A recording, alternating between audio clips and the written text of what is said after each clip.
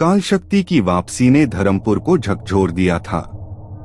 हालांकि क्विंटारो ने अपनी शक्तियों से गांव को पहले हमले से बचा लिया, लेकिन वह जानता था कि यह सिर्फ एक झलक थी, असली संकट अब शुरू होने वाला था। अगले युद्ध के लिए उसे सिर्फ शक्तियां नहीं बल्कि उनका सटीक इस्तेमाल सीखना था। तत्वगुरु ने क्विंटारो को एक विशेष स्थान पर बुलाया, एक प्राचीन गुफा जो केवल पंचतत्व के वारिस के लिए खुलती थी।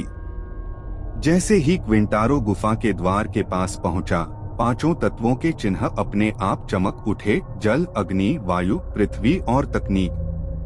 द्वार खुल गया और भीतर से एक चमकदार रोशनी बाहर फैली।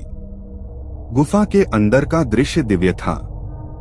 हर तत्व के लिए एक अलग कोना था। जल का शांत सरोवर, अग्नि की जलती हुई अग्निशिखा, वायु का घूमता हुआ बवंडर, मिट्टी की ऊंची नीची परतें और एक चमकता हुआ यंत्रजाल जो तकनीक का प्रतिनिधित्व करता था।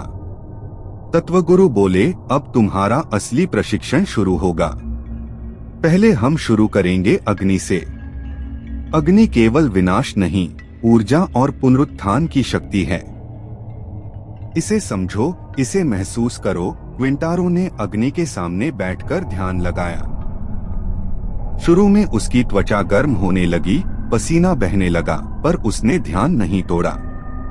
कुछ समय बाद अग्नि की लपटें उसके चारों ओर नाचने लगीं, पर उसे कोई चोट नहीं पहुंची।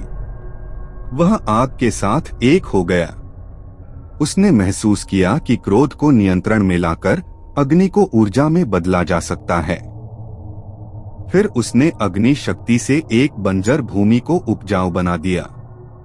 अग्नि अब उसकी दुश्मन नहीं थी, वह उसकी साथी बन चुकी थी। इसके बाद शुरू हुआ तकनीक का अभ्यास। तत्वगुरु उसे एक पुरानी लेकिन जटिल मशीन के पास ले गए। उन्होंने कहा, यह मशीन बहुत पुरानी है। इसे समझने के लिए तुम्हें इसके साथ संवाद करना होगा। क्विंटारो ने मशीन के सामने हाथ फैलाया। कुछ ही पलों में मशीन से नीली रोशनी निकली और उसके चारों ओर घूमने लगी।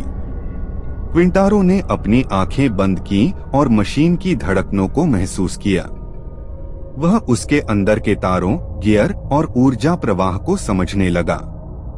कुछ ही देर में वह मशीन फिर से चल पड़ी। सालों बाद गुरु मुस्कुराए, अब तुम केवल शक्ति नहीं, समझ भी पा रहे हो। अब बारी थी वायु की। वायु सबसे चंचल, सबसे अस्थिर तत्व था। अगर उसका संतुलन बिगड़ जाए तो तूफान ला सकती है, लेकिन अगर उसे समझ लिया जाए तो यह शांति, गति और रक्षा दोनों का माध्यम बनती है। तत्वगुरु ने क्विंटारो को एक ऊंचे पहाड़ की चोटी पर भेजा, जहां तेज हवाएं चल रही थीं। क्विंटारो को बिना किसी सहारे के वहां खड़ा रहना था, अपने शरीर और मन को स्थिर रखना था। वह गिरा, फिसला, बार बार हवा ने उसे झटका दिया, लेकिन उसने हार नहीं मानी। फिर उसने अपनी सांसों को वायु के साथ मिला दिया। वह बहने लगा, उड़ने लगा। अब हवा उसकी दुश्मन नहीं थी, वह उसका मार्ग बन चुकी थी। पृथ्वी की बारी आई। गुरु ने उसे एक गहरी खदान में भेजा। वहां चारों ओर अंधेरा था, भारी पत्थर थे और डरावनी चुप्पी थी। गुरु बोले, पृथ्वी से जुड़ना मतलब अपने मूल से जुड़ना। जितना स्थिर तुम होगे, उतना मजबूत तुम्हारा आधार होगा। क्विंटारो ने ध्यान लगाया और धीरे धीरे उसे जमीन की धड़कन महसूस हुई। उसने मिट्टी को अपनी हथेली में लिया और महसूस किया कि यह जीवन देती है, यह हर जीवन का आधार है। अब वह मिट्टी से दीवारें बना सकता था, पत्थरों को अपनी इच्छानुसार चलाकर रास्ते बना सकता था। उसने एक गिरे हुए पेड़ को मिट्टी से जोड़कर उसे फिर से खड़ा कर दिया। अब पृथ्वी उसकी ताकत बन चुकी थी। अब पांचवा और सबसे जटिल तत्व था जल। जल भावनाओं का प्रतिनिधित्व करता था, कोमल भी, प्रचंड भी। तत्वगुरु उसे एक गहरे झील में ले गए। क्विंटारो को उस झील के नीचे जाना था और वहां ध्यान लगाना था। उसने डुबकी लगाई और नीचे गया। वहां पूरी तरह सन्नाटा था। कुछ देर बाद उसने देखा झील के अंदर उसका अपना ही प्रतिबिंब एक भूत की तरह उसे घूर रहा था। वह डर गया, सांस लेने की इच्छा जागी, लेकिन उसने खुद को स्थिर रखा। तभी पानी की लहरें शांत हो गईं और वह प्रतिबिंब मुस्कराया। जल तत्व ने उसे स्वीकार कर लिया था।